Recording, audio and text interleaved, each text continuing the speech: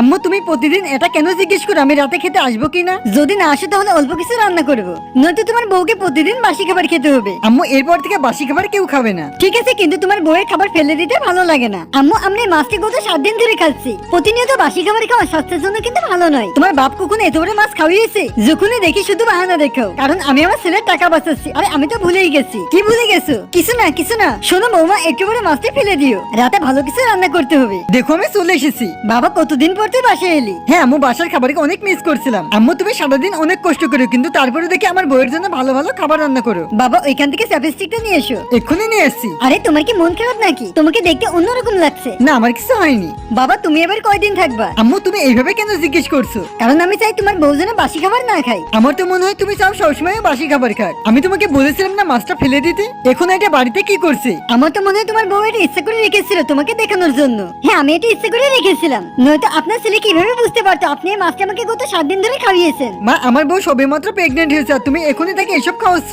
চলো আমরা এখানে খাবারই খাবো না।